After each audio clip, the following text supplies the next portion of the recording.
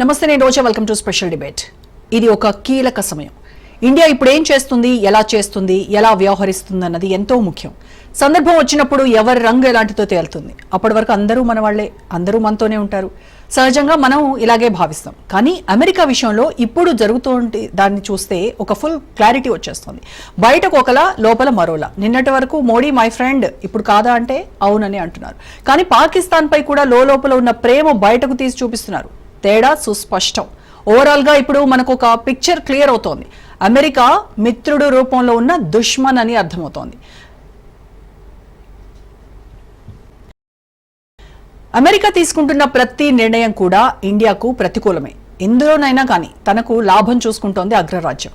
గతంలో ఇండియాతో చెలిమి అంటూ కాకమ్మ కబుర్లు చెప్పిన అమెరికా కేవలం ఆయుధాలను అమ్ముకోవడానికి, ఇండియా నుంచి బెనిఫిట్ పొందడానికి మాత్రమే ప్రయత్నించింది అన్నది స్పష్టమవుతోంది.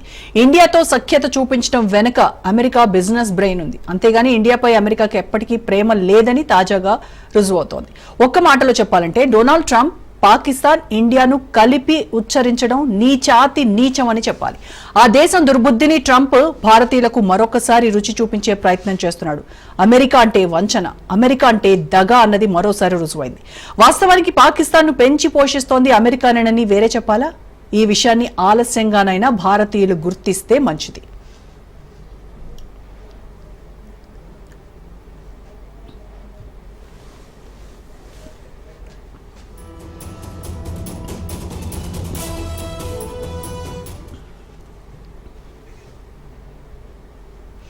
మనం విలువలు వలువలు అంటూ చెప్పుకుంటూ పోతే అంతిమంగా నష్టపోతామని కూడా తాజాగా రుజువైంది. పహల్గాం ఉగ్రదాడి తర్వాత ప్రధాని నరేంద్ర మోడీ ఎంతగానో వేదన చెందారు.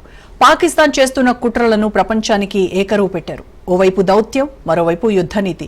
రెండింటి ద్వారానే పాకిస్తాన్ను కంట్రోల్లో పెట్టగలమని మనకు దశాబ్దాల అనుభవం ఉండనే ఉంది. ఈ నేపథ్యంలో పాకిస్తాన్ దాడులకు ప్రతిగా స్పందించుకుంటే భారతదేశం చేతగాని దేశంగా చరిత్రలో నిలిచిపోయేది. గతంలో పుల్వామా అటాక్ జరిగినప్పుడు ఇండియా పాకిస్తాన్ ఆక్రమిత కశ్మీర్లో సర్జికల్ స్ట్రైక్ ద్వారా అటాక్ చేసింది. తాజాగా పహల్గాం దాడి తర్వాత ఇండియా దూకుడు మరింత పెంచింది. ఇండియా ఎవరిపైనా దాడి చెయ్యదు, ఎవరైనా ఇండియాను టార్గెట్ చేస్తే చూస్తూ ఊరుకోదు అన్న సందేశాన్ని స్వాతంత్ర్యం వచ్చిన నాటి నుంచి ఇండియా చేసి చూపించింది. నాటి కాంగ్రెస్ పాలకులు, నేటి పాలకులకు కూడా ఇదే సిద్ధాంతం వర్తిస్తుంది.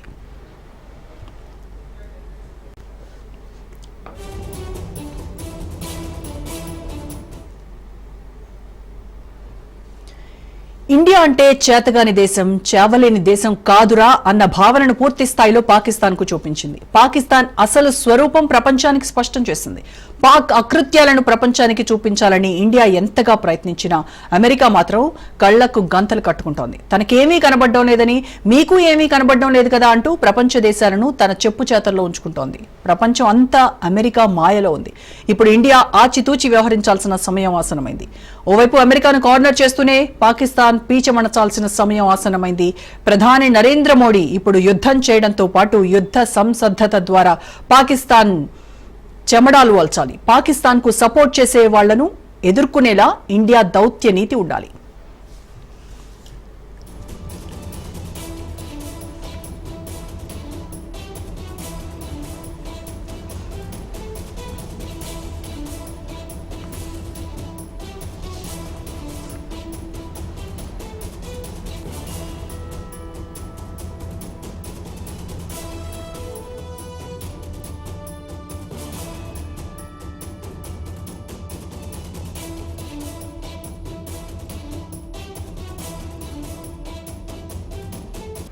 రైట్గా డిబేట్లకు వెళ్దాం. డిబేట్లో పార్టిసిపేట్ చేస్తున్నారు డాక్టర్ కన్నెగంటి రమేష్ బాబు గారు, centre for human security studies founder and defence expert. నమస్కారం అండి. అలాగే శశిధర్ గారు జాయిన్ అయ్యారు జూమ్ లో, విహెచ్పి జాతీయ అధికార ప్రతినిధి. నమస్కారం అండి శశిధర్ గారు. అండ్ అలాగే ప్రముఖ రాజకీయ సామాజిక విశ్లేషకులు ఉపాల్ లక్ష్మణ్ గారు. Good evening sir. ఎస్, ముందుగా రమేష్ బాబు గారు మీతో స్టార్ట్ చేద్దాం. అంటే భారతదేశ మిలిటరీ మోడర్నైజేషన్ ప్రోగ్రెస్ అనేది ఇంకా ప్రాసెస్ అవుతూ ఉంది. సో ఇప్పుడు కనుక చూస్తే మనకున్నటువంటి డ్రోన్ టెక్నాలజీ అవ్వచ్చు, సైబర్ వార్ఫేర్ కెపాసిటీ కావచ్చు, ఆ క్యాపబిలిటీస్ మనకి ఎంతవరకు రెడీగా ఉన్నాం మనం? How equipped are we? That's what your question. Okay, firstly Raj న్యూస్లో నాతో పాటు ప్రముఖ ప్యానలిస్టులు ఇద్దరికి నమస్తే అండి. ఇండియా ఒక 5 స్పేసెస్లో చాలా స్ట్రాంగ్గా ఎమర్జ్ అవుతుంది madam. Manufacturing space, cyber space, maritime space, political space and service sector space. ఈ 5 స్పేసెస్లో చాలా స్ట్రాంగ్ ఎమర్జ్ అవుతున్న నేపథ్యంలో global geo political geo strategic analysis చేసినప్పుడు India is on the rise and we are the right now 5th largest economy in the world and 3rd లార్జెస్ట్కి very soon వెళ్ళబోతున్నాము. Given the situation, digitalisation అంటే we have started with liberalisation, privatisation, globalisation, googlisation. Now we have entered into digitalisation. Within the digitalization kuda armed forces also have undergone tremendous sea change. The way that we conduct the art and science of war, the way that we conduct war, యుద్ధ నీతి యుద్ధ రీతి 21వ శతాబ్దంలో చాలా మెటామార్ఫసిస్ అంటాం కదా, and it has taken a tremendous transformation. So India is no exception to that, along with many other countries. So we are second to none. We have established our credentials. Pahalgam 22nd April 2025 తర్వాత జరిగిన అటాక్స్లో the way that we have used drones కానీ, రఫైల్ కానీ, లేకపోతే బ్రహ్మోస్ కానీ, and many other issues related to INS Vikrant కానీ, we have about 11,098 kilometers of coastline, India. Yeah. We have 9 coastal states, 4 union territories, 15,000 kilometers of land borders India shares with its immediate neighbors. ఇంత పెద్ద 26,000 కిలోమీటర్లని మనం safeguard చేసుకోవాలంటే without modern digitalisation and also unmanned aerial వెహికల్స్తో పాటు unmanned aerial combat vehicles కూడా వాడతా, దాంతోపాటుగా సూపర్ సోనిక్ క్రూజ్ మిసైల్స్ని వాడతా, దాంతోపాటుగా land to land, air to land, sea to land, land to sea, ship to land, a number of varieties of arms and ammunition India is capable of making through indigenous make in India. Atmanirbhar Bharat, Viksit Bharat by 2047. Yes. 2047కి మనం 100 సంవత్సరాలు పూర్తి చేసుకుంటాం భారత స్వతంత్ర ఉద్యమాన్ని, మనకి 1947 నుంచి. ఈ లోపల మనము phase 1, phase 2, phase 3లో భాగంగా we have been witnessing from a reactive foreign policy, reactive defense policy, reactive defense procurement policy to proactive defense procurement policy, proactive defense manufacturing policy, because you have asked me a specific question. Yes. Digitalization, warfare, యుద్ధం కి సంబంధించిన ప్రతిదీ ఏ విధంగా మనము we are going through that transformation. Yeah. ఆ transformation explain చేసే ప్రాసెస్లో last 30 years have become very crucial. Last 3 decades. More so, especially last 15 years. Let's say 2014 నుంచి the current Prime Minister Sri Narendra Modi garu, మా గురువు గారు అజిత్ దోవల్ గారు, I have had the opportunity to work with Sri Ajit Doval sir, the current National Security Advisor, when he was the Director of Vivekananda International Foundation. I was in Israel, I studied in Israel, lived in Israel. Probably I am the only Telugu, అంటే వినమ్రంగానే చెప్తున్నాను, విధేయతతో గర్వంతో చెప్పట్లేదు, దేవుడిచ్చిన అవకాశంతో I am the only Telugu to have studied and lived in Israel for 3 years, studied on counter-terrorism and security policies. I have seen Israeli defense forces, and right now I am seeing our Indian armed forces in the field. Yes. So ఒక 2.5 million 25 లక్షల మంది భారత్కి సైన్యం ఉన్నారు, both standing army and reserved army కలిపి, Indian air force, Indian navy, Indian coast guard తో కలిపి plus paramilitary forces అన్ని తీసుకుంటే మనకి ఒక ఆల్మోస్ట్ ఒక 40 to 50 lakhs మనకి ఎప్పుడు యుద్ధానికి సంసిద్ధ ఉంటాం మనము. So we have taken up indigenisation of our programme. IDEX అనే ఒక ప్రోగ్రామ్ ఉంది డిఫెన్స్లో. మన డిఫెన్స్ మినిస్టర్ రాజ్నాథ్ సింగ్ గారి నేతృత్వంలో ఐడెక్స్ జరిగింది. దానికి నేను ప్రధానమంత్రి గారు 2023, 2022 every year we do 1 program in New Delhi. I have been attending those programmes also. ఐడెక్స్ అంటే ఏంటంటే అర్థము డిఫెన్స్ ఎక్సలెన్స్ అనమాట. సొంతంగా భారతీయులే భారత్ యొక్క ఉనికి యుద్ధరంగంలో చాటడానికి మన army, navy, air force, coast guard, all four put together, how are we taking the battlefield to the modernization side, but at the same time not neglecting the human part of the warfare. You see, in the age of, I was in Stanford University last year. Stanford University lo plus ఇజ్రాయిల్లో plus Stanford into United States obviously ఇవన్నీ నేను తిరిగి PhD in American studies చేసి ఇది ఎందుకు చదువుతున్నానంటే ఇక్కడ when we compare Indian armed forces with other countries we are extremely top 10 లోనే ఉన్నాం out of 197 countries in the global part of the United Nations conclave 197 దేశాలు ప్రపంచంలో ఉంటే ఐక్యరాజ్య సమితి ఆధ్వర్యంలో Stockholm International Peace Research Institute అయినా తీసుకోండి మీరు దాని లెక్కల ప్రకారం అయినా సిప్రి అంటారు SIPRI or any other calculations and permutations and combinations you apply but India stands first top 10 militaries of the world లో it varies here and there. Okay. But we are on the right footing with right kind of attitude. One more, Roja Garu, you've been a very senior journalist and I would like to bring your kind attention. India arms emanations procurement తో పాటు manufacturing తో పాటు ఎప్పటికప్పుడు giving the Jio political geo strategic challenges దృష్టిలో పెట్టుకొని మనల్ని మనం ఏ విధంగా ఆవిష్కరించుకుంటాం is extremely important. మనల్ని మనం ఏ విధంగా సంస్కరించుకుంటాం ఎక్స్ట్రీమ్లీ ఇంపార్టెంట్. సో ఆ పని కూడా మన మిలిటరీ చేస్తున్నది. Never gone to military rule, democratic secular fabric of కంట్రీని కాపాడుకుంటా పక్కనున్న దేశాలకి ఒక జలస్ ఫ్యాక్టర్గా తయారయ్యే స్థాయికి భారత్ ఇవాళ ఎదిగింది. లాస్ట్ ఒక్క మాట చెప్తాను, తర్వాత పెద్దలు వాళ్ళు కూడా మాట్లాడతారు కాబట్టి.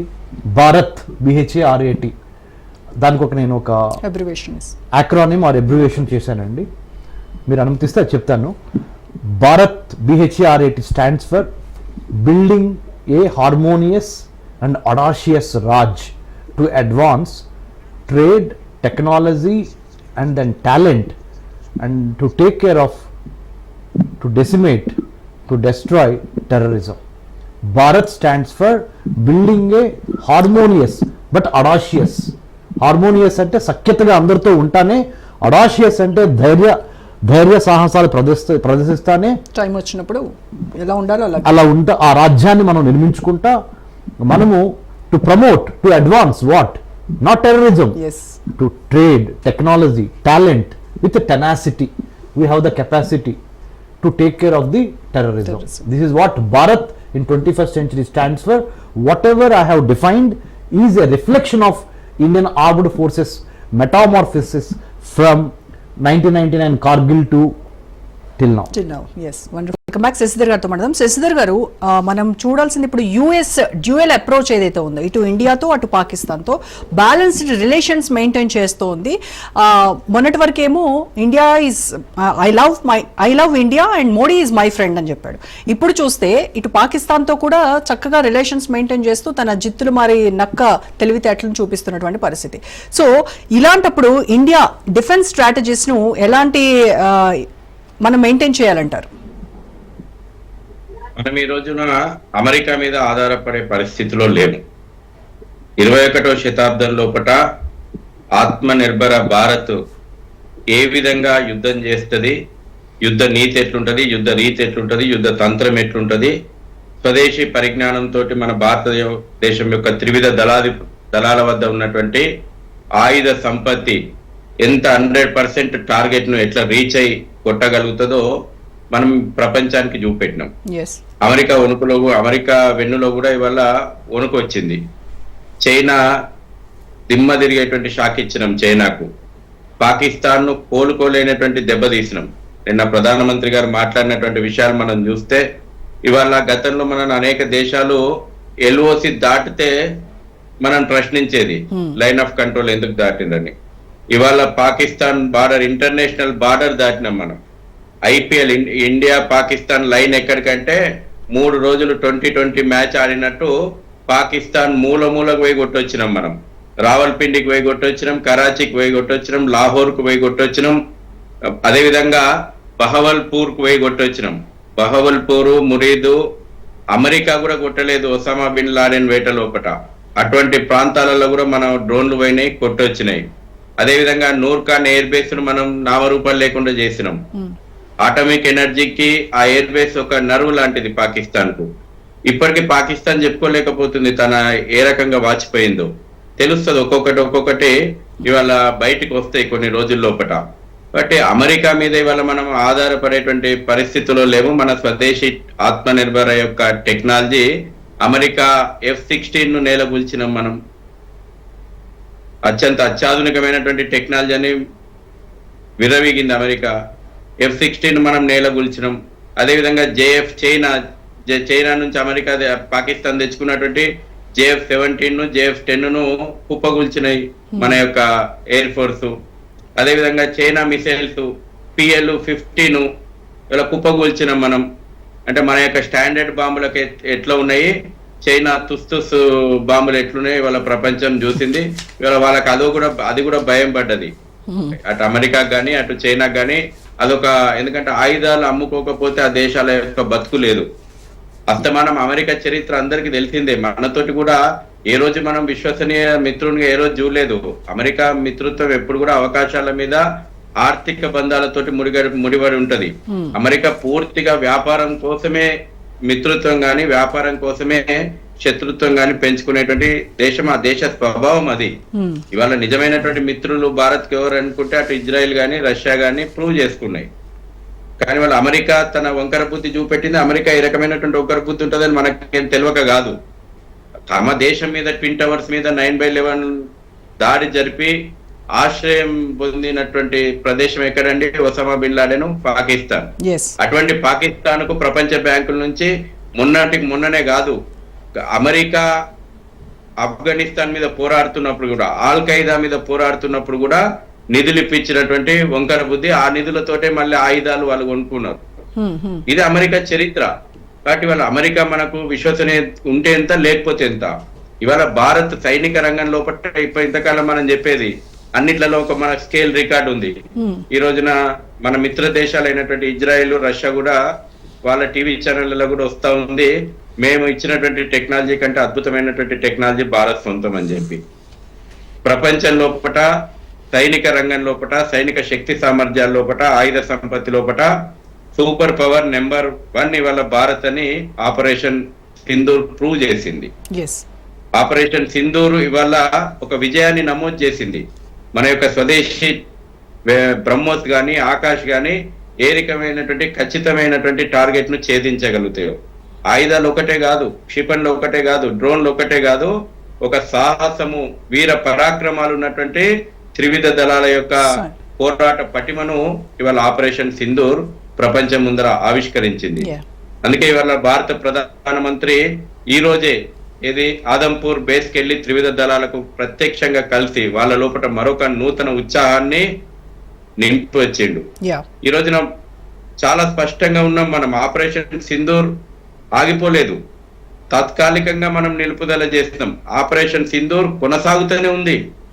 కాల్పుల విరమణ పాటించలేదు, మనము కాల్పులను తాత్కాలికంగా ఆపినము. ఈ విషయాలు మనం ఈ దేశ ప్రజలకు ప్రధానమంత్రి చాలా స్వయంగా చెప్పిండు. కాబట్టి ఈ రోజున ఆపరేషన్ సింధూర్ ఏదైతే ఉందో ఖచ్చితంగా ఇది భారత్ ఒక అద్భుతమైనటువంటి సాహసోపేతమైనటువంటి విజయాన్ని నమోదు చేసింది.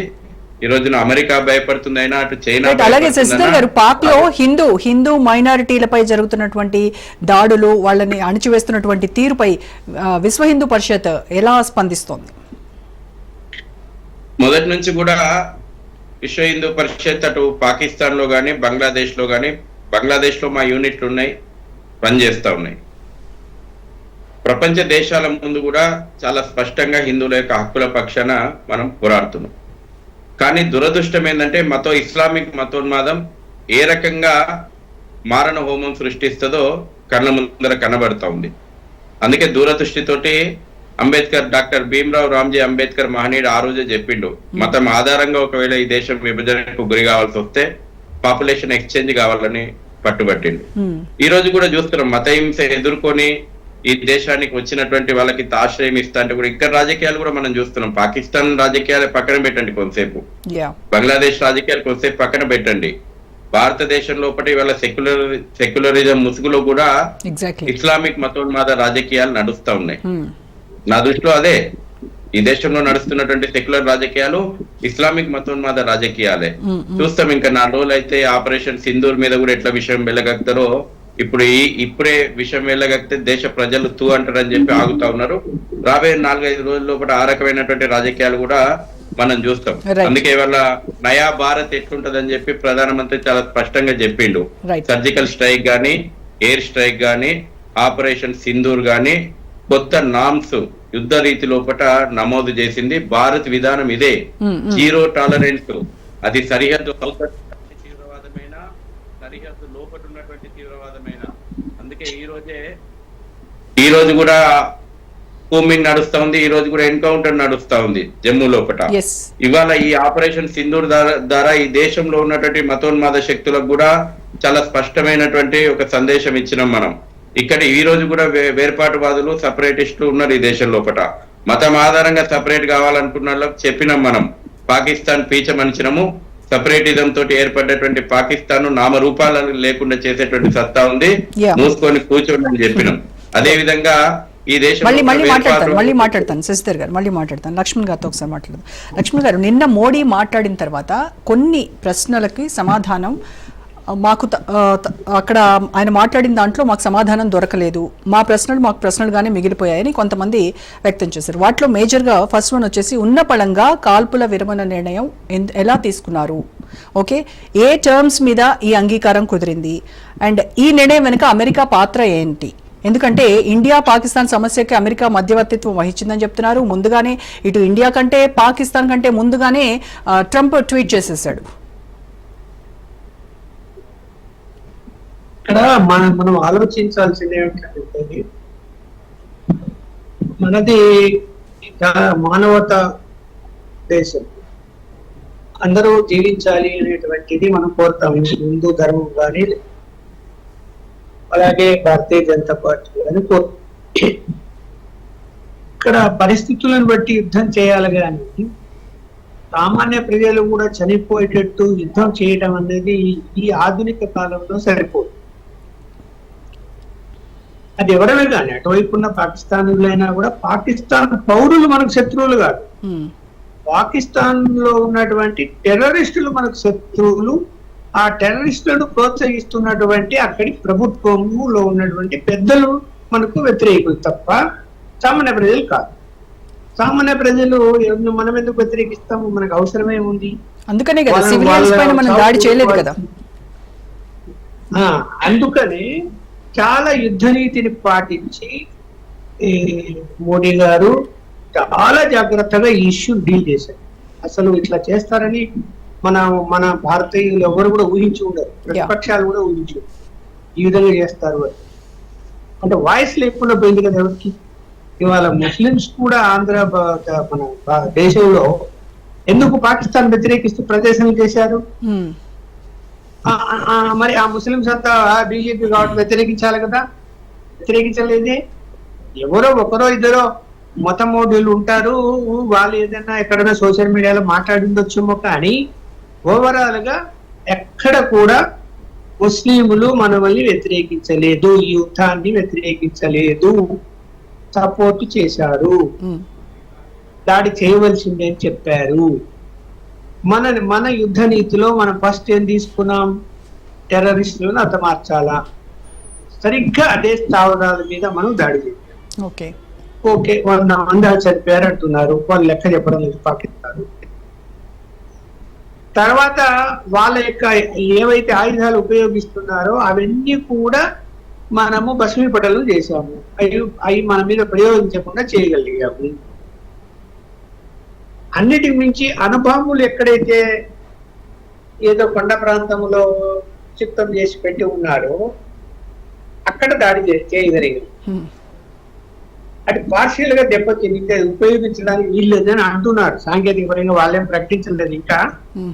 అయితే ఈ అణుబాంబులు కూడా పాకిస్తాన్వి కాదు, అది అమెరికా అక్కడ పెట్టి ఉంది నిల్వ చేసి, ఎప్పుడైనా సరే వాటిని ఉపయోగించాలని. అందుకనే పాకిస్తాన్ అంటే అమెరికా ప్రేమ, సహకరిస్తుంది, నిధులు కూడా పంపిస్తుంది.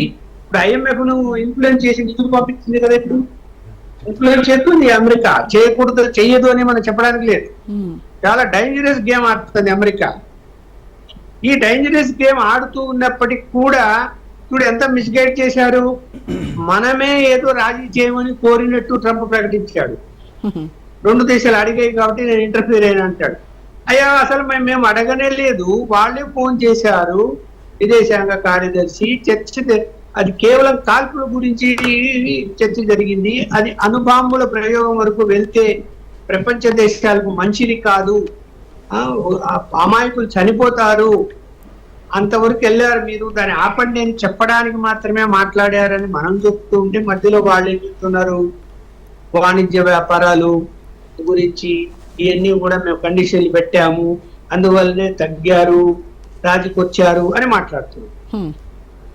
అవన్నీ అబద్ధాలని మన విదేశాంగ శాఖ కానీ లేకపోతే మన సైనిక పరమైన అధికారులు కానీ చాలా క్లియర్ గా ఎక్స్ప్లెయిన్ చేసి చెప్తున్నారు కదా. 3 రోజులకి చాలా క్లియర్ గా విత్ ఎవిడెన్స్ తో చెప్పారు. చెప్పినప్పుడు ప్రజలు మనం అంతా నమ్మాము. ఎస్ కరెక్ట్, ఇదే కరెక్ట్. ఇవాళ ఫైనల్ గా ఏం చెప్తున్నారు మోడీ గారు, అమెరికా మధ్యవర్తిత్వం మాకేం అవసరం ఉంది, మాకు అవసరమే లేదు, దౌత్యపరంగా మేము 2 దేశాలు మాట్లాడుకుంటాం, పాకిస్తాన్ మేము ఆల్రెడీ చర్చలు ప్రారంభమైనాయి. కానీ ఇందులో ఇవాళ సాయంత్రము ప్రకటించింది మన విదేశాంగ శాఖ, చర్చల్లో భాగంగా ఫస్ట్ పీఓకోను మాకు అప్పగించండి అని డిమాండ్ మొదటిగా ఉంది అని చెప్తున్నది విదేశాంగ శాఖ అనౌన్స్ చేసిన సాయంత్రం. పీఓకేను మాకు అప్పగించాలి, అది మొదటిది. దాని తర్వాత ఎవరైతే ఎక్కడైనా ఉన్నారో టెర్రరిస్టులు, ఆ టెర్రరిస్టులను మీరు ఏం చేస్తారు, మీరు అంతం చేస్తారా, మేము చేయాలన్నా మాకు అప్పగిస్తారా, మీ దేశంలో టెర్రరిస్టులే ఉండకూడదు, దీనికి సమాధానం చెప్పమని మనం అడుగుతున్నాం. అంతే. ఈ నదీ జలాల విషయం అది స్టేటస్ కో పెట్టేశారు. ఎట్టి పరిస్థితుల్లో మేము దాన్ని ఇప్పుడే ఉపసంహరించము, మీకు నీళ్ళే ఇవ్వము అని చెప్పేశాము. చెప్పిన తర్వాత ఇవాళ వాళ్ళు ఏం ఆలోచిస్తున్నారు, అమెరికా సలహా తీసుకొని మనతో ఏం మాట్లాడతారు. మరి అమెరికా కూడా ఇవాళ ఆ మిసైల్స్ గురించి ఆందోళన చెందుతూ ఉన్నది. యుద్ధం ఆపడానికి తీవ్ర ప్రయత్నము చేయడానికి కూడా కారణం అదే అని చెప్పి వార్తలు వస్తున్నాయి. అలాంటి పరిస్థితుల్లో అమెరికాకు కూడా ఇప్పుడు మనము వెలిగబెట్టాము. ఎస్ ఒప్పించు, పీఓకేని అప్పగించమని అమెరికా. పీఓకే ఎవరిది, అప్పగించమను. మేము మనపై దాడి చేసి అందరిని చంపి పౌరులను కూడా చంపి పోయి ఆక్రమించుకోవాల్సినటువంటి అవసరం ఏం లేదు. మీరే మాకు అప్పగించాలా, మీరే ఆక్రమించుకున్నారు, మాకు ఇచ్చేయండి. కరెక్ట్ లైన్ లో ఉన్నాం, మనం కరెక్ట్ లైన్ లో ఉన్నాం, ఏ మాత్రం కూడా తేడా లేదు మన లైన్. పౌరుల జోలికి మనం పోవటం లేదు, పీవైకి పౌరులు కూడా మన వాళ్ళే, ఎందుకు పోతాం వాళ్ళ జోలికి, అక్కడ టెర్రరిస్టులు ఉన్నారు కాబట్టి ఆ స్థావరాలను దాడులు చేశాం పీఓకేలో. అందువలన ఇక్కడ సమస్యలు వాళ్ళు ఇప్పుడు ఎలా ముందుకు వెళ్తారు అనేది మనం వేచి చూడాల్సిన అవసరం ఉంది. అమెరికా ఏం చేయగలుగుతుంది, పాకిస్తాన్ ఏం చేయగలుగుతుంది. ఒకవేళ ఏదైనా ఇంకా ప్రమాదం ముంచుకొచ్చి ఇంకా ఏదైతే కాల్పుల విరమణ అంగీకరించారో అయినా కూడా వైలేట్ చేస్తున్నారు 2 రోజుల నుంచి. ఇంకా వైలేట్ చేస్తే ఇంకా సరైన దెబ్బలు తింటారు, అంటే సరైన గుణపాఠం చెప్తామని మనం చెప్తున్నాం. వాళ్ళ ఎన్ని కూడా మిసైల్స్ కానీ లేకపోతే కనుక డ్రోన్స్ కానీ అన్ని కూడా మనం పడగొట్టగలిగాం. మన దగ్గర ఏది కూడా పడి వాటి వలన మనకి ఎలాంటి ఇబ్బందికర పరిస్థితులు, ప్రాణ నష్టం, ఆస్తి నష్టం ఏమీ లేదని వెరీ క్లియర్ గా చెప్తున్నారు కదా మన అధికారులు.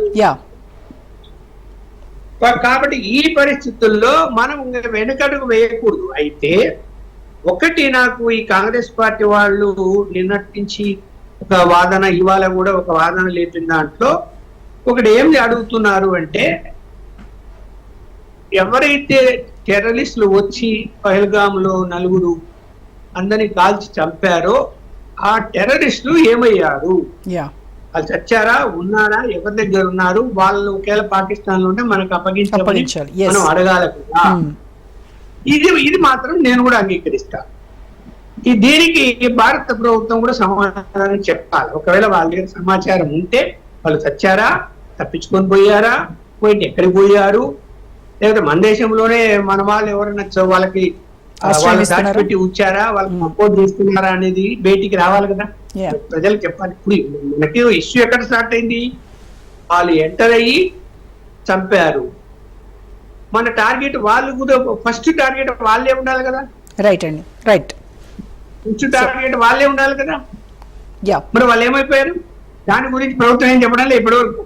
కరెక్ట్. ఇప్పటి వరకు లక్ష్మణ్ గారు చెప్పారు, అంటే అమెరికా అణ్వాయుధాలు అణ్వస్త్రాలు కూడా పాకిస్తాన్లో ఒక హిల్ ఏరియాలో ఉన్నాయి కాబట్టి మనము ఎప్పుడైతే వాటి మీద దాడులు చేస్తూ ఉన్నామో ఈ వీటిపైన కూడా ఎక్కడ దాడి చేస్తారో అనే దీంతో అమెరికా ఒక ముందడుగేసి రెండు దేశాల మధ్య సయోధ్యను కుదిర్చేటువంటి ప్రయత్నం చేసింది అని అంటున్నారు. మన తోటి ప్యానలిస్టులు పెద్దలు లక్ష్మణ్ గారు ఆ మాట చెప్పారు, నేను విన్నాను. సార్ నాకైతే దాని మీద అంటే అంత కరెక్ట్గా నాకు సమాచారం లేదు sir. I don't know to what extent your, అంటే మీ దగ్గరే ఉన్న దానికి సంబంధించి అమెరికా అణ్వాయుధాలు పాకిస్తాన్లోని కిరాణా హిల్స్ అండర్ గ్రౌండ్లో ఉన్నవి అనే సమాచారము మీకు వచ్చిన సోర్స్ ఏమైనా ఉంటే చెప్తారా సార్? అంటే how did you come to know? Social మీడియాలో వార్తలు వస్తున్నాయి. ఒక బహుశా అతను పాకిస్తాన్ పౌరుడో కాదో తెలియదు కానీ పాకిస్తాన్ పౌరుడు లాగానే మాట్లాడిన దాంట్లో చెప్తాడు ఆ మాట. ఓకే సార్, బట్ ఎనీవే అవి మావి అవి ఇక్కడివి, పాకిస్తాన్వి కాదు, అమెరికావి ఇక్కడ పెట్టారు రహస్యంగా. ఓకే, అంటే I have a different opinion sir with I have a different, చెప్పాలి అదేలేండి, I have a different opinion. అంటే అంటే అమెరికా పాకిస్తాన్ని ఎందుకు సపోర్ట్ చేస్తున్నది అనే దానికి నా దగ్గర ఒక 1,00,000 కారణాలు ఉన్నాయి అమెరికా ఎందుకు సపోర్ట్ చేస్తుందో. మొదటగా 1989 ఆ టైంలో కోల్డ్ వార్కి అంటే ముగియక ముందల 1945 నుంచి 1991 వరకు ప్రచండ యుద్ధం జరిగితే యుఎస్ఏకి యుఎస్ఎస్ఆర్కి మధ్య, యుఎస్ఎస్ఆర్లో నుంచి వచ్చిన అంటే యుఎస్ఎస్ఆర్ ఆఫ్ఘనిస్తాన్లో ప్రవేశించి ఆఫ్ఘనిస్తాన్ కూడా ఆక్యుపై చేస్తుందనే ఒక భయంతో అమెరికా పాకిస్తాన్ని ఒక సహాయంగా తీసుకొని ముజాహిద్దీన్లకి డబ్బులు ఇచ్చి ట్రైనింగ్ ఇప్పించి పాకిస్తాన్ను కూడా వాడుకొని ఆఫ్ఘనిస్తాన్ను కూడా వాడుకొని రష్యన్స్ని, అక్కడున్న రష్యన్స్ని సోవియట్ యూనియన్ అప్పుడు యుఎస్ఎస్ఆర్ వెనక్కి తరిమి కొడటానికి అమెరికా చాలా దాని మీద డబ్బులు ఖర్చు పెడతాం, టైము మనీ అవన్నీ మనకు తెలిసింది, అదొకటి. అది కాకుండా రీసెంట్గా కూడా ఉగ్ర మూకల్ని మేము చంపుతాము కాబట్టి పాకిస్తాన్ అవసరం కూడా మాకు ఉన్నది అనేది రెండోది. అంటే ఇరాక్లో కానీ వెపన్స్ ఆఫ్ మ్యాస్ డిస్ట్రక్షన్ లేదా 9/11 అటాక్స్ తర్వాత ఆఫ్ఘనిస్తాన్లో తలదాచుకున్న ఉసామా బిన్ లాడెన్ తోరాబోరా గుహల్లో ఉన్నాడు అనేది అదొక కథనం ద్వారా, దాని ద్వారా అంటే in order to catch Osama bin Laden let's be friends with Pakistan అనేది రెండోది. మూడోది ఇటు చైనా కదలికలను కూడా గమనించడానికి ఒక బేస్గా ఉండాలి పాకిస్తాన్ అనేది ఒక మూడోది. ఇట్లా 4-5 రకరకాల కారణాలు ఉన్నాయి. బట్ ఇప్పుడైతే పాకిస్తాన్లో ఉన్న కిరాణా హిల్స్ యొక్క అండర్ గ్రౌండ్లో ఉన్న అణ్వాయుధాలు న్యూక్లియర్ వెపన్స్ అమెరికావి అని చెప్పడానికైతే నాకు తెలిసి, అంటే I stand for correction, I'm not saying I know everything, అదొక్కటే కొద్దిగా మనం క్రాస్ చెక్ చేసుకోవాల్సిన అవసరం ఉంది sir. But anyway let's come back to the main point. Main point ఏంటంటే సార్, ఇప్పుడు ఇందాక రోజా గారు ఒక ఎడిటోరియల్ బిగినింగ్లో, ఈ ప్రోగ్రామ్ బిగినింగ్లో అమెరికాని నమ్మకూడదు, చాలా జాగ్రత్తగా ఉండాలి, బిగినింగ్లో యూనో ఐ లవ్ యూ అని చెప్పి ఇప్పుడు చాలా సస్పీషియస్గా, చాలా వియర్డ్గా, చాలా అన్ప్రెడిక్టబుల్గా బిహేవ్ చేస్తున్నది. అంటే it's not walking the talk, ఏం చెప్తుందో అది చేయకుండా డ్యూయల్ నేచర్ కనపడుతుంది అనే మాట మేడం గారు అంటే వాళ్ళ దాంట్లో చెప్పారు. దాన్ని నేను కంప్లీట్గా ఏకీభవిస్తూ ఒక మాట చెప్పదలుచుకున్నానండి. అంతర్జాతీయ సంబంధాల్లో మరి శాశ్వత మిత్రులు కానీ శాశ్వత శత్రువులు కానీ ఉండరు, ఆ దేశ ప్రయోజనాలే వాళ్ళకి నడిపించడానికి శాశ్వతంగా ఉంటాయి. కాబట్టి నేనేమంటానంటే we should not get into the trap of, we should not be naive అంటే ఏంటంటే మరీ అంత పిచ్చోళ్ళలాగా మనం బిహేవ్ చేయకూడదు. మన జాతీయ భద్రత, మన జాతి రక్షణ మనం చూసుకుంటా పాకిస్తాన్ని ఎక్కడ పెట్టాలో పెట్టాలి, అమెరికాని ఎక్కడ పెట్టాలో పెట్టాలి, చైనాని ఎక్కడ పెట్టాలో పెట్టాలి. ప్రపంచ రాజకీయాల్లో మన దశ, మన దిశని మనమే సర్వసత్తాక సార్వభౌమ రాజ్యంగా భారత్ విరజిల్లాలి అంటే ఆ యొక్క స్ట్రాటజిక్ అటానమీ అంటారు ఇంగ్లీష్లో. తెలుగులో ఏమంటారంటే స్వంత నిర్ణయాలు తీసుకొని మిలిటరీ పరంగా కానీ ఎకనామిక్ పాలసీ పరంగా కానీ, ఆర్థిక, రాజకీయ, సామాజిక, సైనిక పరమైన, దౌత్యపరమైన విషయాల్లో వేరే దేశం మీద ఆధారపడకుండా మన యొక్క జాతి ప్రయోజనాలను దృష్టిలో పెట్టుకొని తీసుకునే నిర్ణయమే స్ట్రాటజిక్ అటానమీ అని ఇంగ్లీష్లో అంటాం. దాని ప్రకారంగానే 21వ శతాబ్దంలో మన ప్రతి కదలిక ఉంటుంది. మన ఇంటెంట్, మన కంటెంట్, మన క్యారెక్టర్ 3 అలైన్మెంట్లోకి తీసుకొస్తాము. We will connect the dots. We have a plan, we have been preparing, we are having that kind of, అంటే we have that perspiration mode. అంటే చెమట చిందించి రక్తం చిందించి అయినా సరే మన భారత్ అఖండ భారత్గా విరాజలటానికి కావలసిన సామం, దానం, భేదం, దండం అన్నీ వాడి what ever it takes, come what may, అంటే ఏది ఏమైనా సరే జాతి లక్ష్యాల ముందల ఒకటే జెండా, ఒకటే agenda. That's what Bharat stands for. ఒకటే జెండా, త్రివర్ణ పతాకం, ఒకటే ఎజెండా, భారతదేశ రక్షణ, విదేశీ వ్యవహారాల్లో మనదైన Mudra. This is what the new నయా భారత్. అండ్ స్త్రీ శక్తి, నారీ శక్తిని మొదలుపెట్టి మోడీకి చెప్పండి అందుకని మిమ్మల్ని వదిలేస్తున్నాం అన్న ఆ మత మౌఢ్యులు, మత ఛాందసవాదులు, మతం ముసుగులో వెర్రవీగుతున్న వాళ్ళని అధపాతాళానికి తొక్కటానికి కల్నల్ సోఫియా ఖురేషి ఒక ఆదిశక్తి, ఒక దుర్గామాతగా, యూనికా సింగ్ వింగ్ కమాండర్ ఇంకొక దుర్గామాతగా, వీళ్ళిద్దరూ కలిసి పాకిస్తాన్కి సమాధానం చెప్పారు. ఏమని? మేము చాలు, మా ప్రధానమంత్రి గారు మాట్లాడాల్సిన అవసరం లేదు అనేది కూడా. అంటే భారత్ మాత, అమ్మ, మా మదర్ అండ్ మదర్ ల్యాండ్, అమ్మ మాతృభూమి మీద ఎవరికైతే మమకారం ఉందో వాళ్ళకి వేరే మోటివేషన్ ఎవరు ఇవ్వాల్సిన అవసరం లేదు. వాళ్ళు internally they are driven and motivated to go to any extent to protect the అమ్మ అండ్ మాతృభూమి అని ఇద్దరు నారీ శక్తిముళ్ళు. 21వ శతాబ్దము ఎవరికి చెందుద్దంటే, ఎవరికి అయితే సముద్రం మీద ఆధిపత్యం ఉంటుందో, ఎవరైతే మహిళా శక్తిని ముందలుగా అడ్వాన్స్ చేస్తారో, ముందులకు తీసుకెళ్తారో ఆ దేశాలకు మాత్రమే 21వ శతాబ్దంలో మనుగడ ఉంటుంది. ఇది రాజ్ న్యూస్ సాక్షిగా నేను అంతర్జాతీయ మిలిటరీ డిఫెన్స్ వ్యవహారాల్లో గత 20 ఏళ్లుగా నేను చదువుకున్న చదువు, డాక్టరేట్ కానీ పోస్ట్ డాక్టరేట్ కానీ చేసి ఎన్ని అనుభవంతో చెప్తున్న మాట. 21st century belongs to women power and maritime power.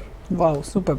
అయితే రమేష్ బాబు గారు, ఇప్పుడు పాక్ యొక్క బాలిస్టిక్ క్షిపణి క్యాపబిలిటీస్ కావచ్చు, అలాగే డ్రోన్ టెక్నాలజీ, ఇవి మనకు ఎంతవరకు నష్టం చేస్తాయి? అండ్ పాక్ ఆర్మీ యొక్క బలహీనతలు ఏంటి?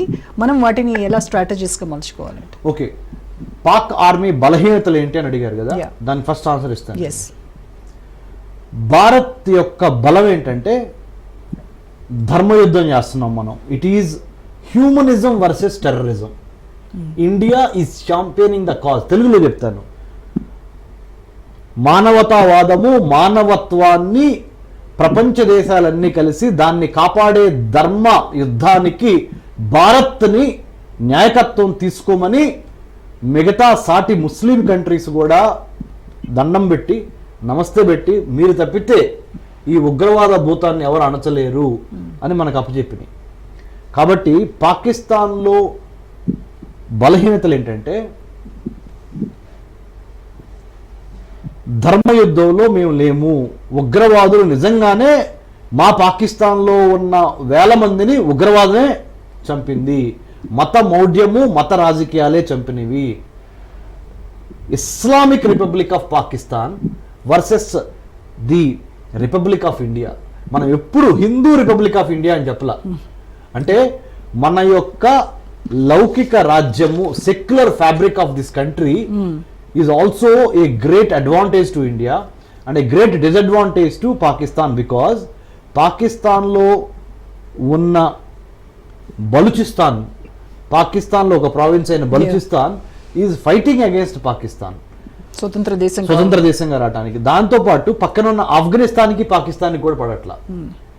పాకిస్తాన్తో చెలిమి చేస్తున్న కంట్రీస్ ఏంటి అని మీరు చూసినప్పుడు 1, 2, 3 మ్యాక్సిమం 197 దేశాలు ఉంటే 1, 2, 3 మాత్రమే.